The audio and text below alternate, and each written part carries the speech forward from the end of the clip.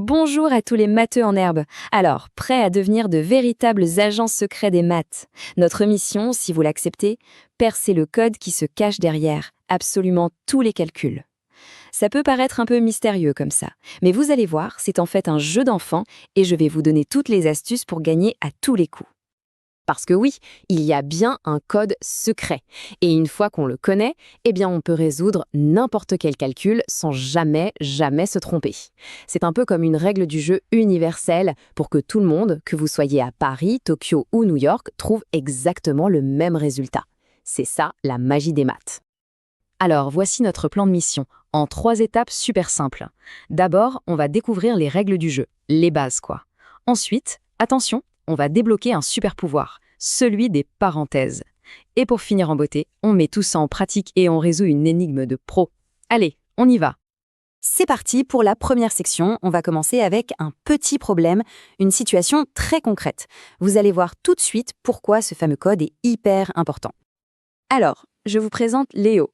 Imaginez la scène. Il a un billet de 100 euros. Il achète quelque chose qui coûte 93 euros et le vendeur lui rend 7 euros de monnaie.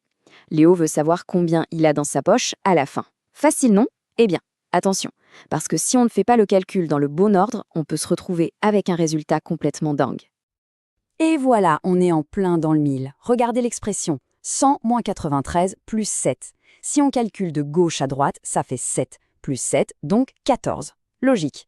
Mais et si on commençait par 93 plus 7? Ça fait 100. Et 100 moins 100, ça fait 0. Alors, 14 ou 0?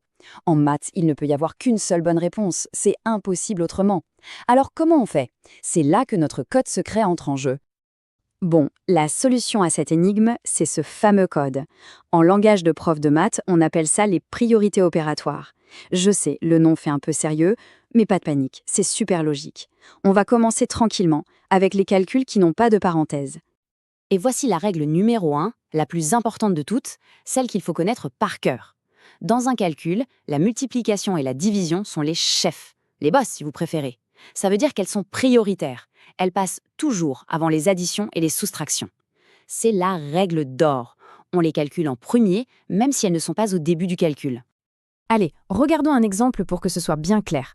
On a le calcul C égale 23 plus 6 fois 4.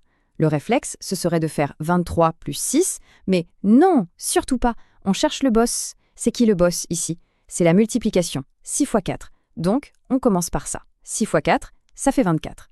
Ensuite, c'est simple, on réécrit le calcul. Ça devient 23 plus 24.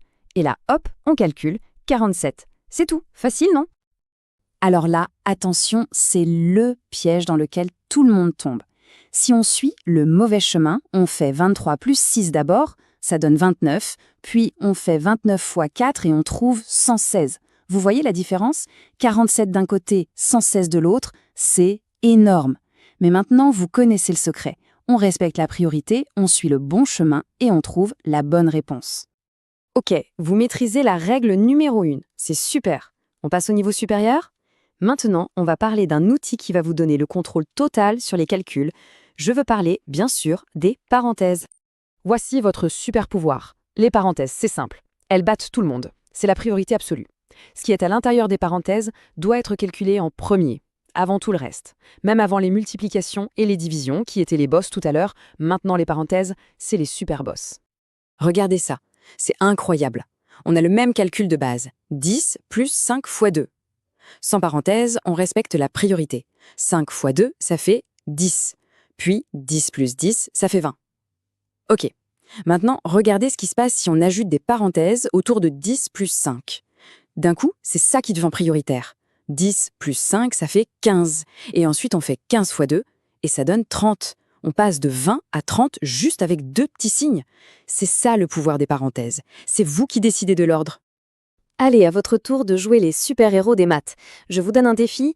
G égale 12 fois, entre parenthèses, 5 plus 6. Mettez sur pause, prenez un papier, un crayon et essayez de le résoudre. Ça y est? Bon, alors on corrige ensemble. La priorité, c'est la parenthèse. 5 plus 6, ça nous donne 11.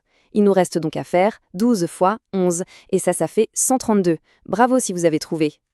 Parfait, vous connaissez le code secret, vous maîtrisez le super pouvoir des parenthèses, il est temps de passer à la mission finale. Une énigme tirée de la vraie vie où on va devoir utiliser tout ce qu'on vient de voir. Bienvenue au biathlon. Pour ceux qui ne connaissent pas, c'est un sport super complet. Les athlètes font du ski de fond et de temps en temps, ils s'arrêtent pour tirer à la carabine. Le truc, c'est que s'ils ratent leur cible, ils sont punis. Ils doivent faire des tours de pénalité à ski. Notre mission, calculer la distance totale parcourue par un biathlète. Ok, voici le briefing de la mission. La course fait 17 km. Notre athlète a 3 séances de tir et le problème c'est qu'à chaque fois qu'il rate une séance, il doit faire un tour de pénalité de 150 mètres. Manque de chance, il a raté ses 3 séances. Oups. La question est donc quelle distance totale a-t-il skié à la fin? Première étape pour un bon agent secret des maths, on traduit le problème en une expression mathématique. La distance totale, c'est quoi? C'est la distance de la course, 17 km, plus ces 3 tours de pénalité de 150 mètres chacun. Mais là, attention, alerte rouge. On a des kilomètres et des mètres. On ne peut pas mélanger les deux comme ça. Il faut tout mettre dans la même unité. Le plus simple, c'est de tout convertir en mètres. On se souvient, 1 kilomètre, c'est 1000 mètres, donc 17 kilomètres, eh bien c'est 17 000 mètres. Ok, maintenant, on peut résoudre l'énigme. Notre expression, c'est donc 17 000 plus 3 fois 550. On applique notre code secret. Qui est le boss ici? La multiplication. Donc on calcule d'abord 3 fois 150, ça fait 450, et il ne nous reste plus qu'à faire l'addition, 17 000 plus 450, ce qui nous donne 17 450 mètres. Et voilà, mission accomplie, bravo l'équipe. Franchement, excellent travail. On a percé le code, on a maîtrisé le super pouvoir des parenthèses, et on a résolu une mission complexe. C'est top. Pour finir, on va rassembler tout ça dans une sorte de boîte à outils du champion pour que vous ayez tout sous la main pour vos prochaines aventures en maths. Et voilà votre carnet de code secret. Cette carte mentale, elle résume absolument tout ce qu'on a vu. Les priorités, le rôle des parenthèses, c'est l'outil parfait à garder sous la main. N'hésitez pas à faire une petite capture d'écran ou encore mieux, à la refaire vous-même sur une feuille. C'est le meilleur moyen pour que ça rentre dans la tête pour de bon. Et je voulais finir avec cette petite phrase. On pense souvent que les maths, c'est fait pour rendre les choses compliquées. Mais en fait, c'est tout l'inverse. Les règles qu'on vient de voir, elles ne sont pas là pour nous embêter. Elles sont là pour simplifier les choses, pour être sûr que tout le monde parle le même langage et trouve le bon résultat. Les maths, finalement, c'est un outil pour y voir plus clair. Et le plus important à retenir, c'est que ce code secret, il ne sert pas qu'en cours de maths. Il est partout. Quand vous faites les courses, quand vous jouez, quand vous cuisinez. Alors la question que je vous pose, c'est, maintenant que vous avez la clé, quelles énigmes de votre quotidien allez-vous résoudre? Le monde est rempli de petits calculs qui n'attendent que vous. En tout cas, super boulot aujourd'hui.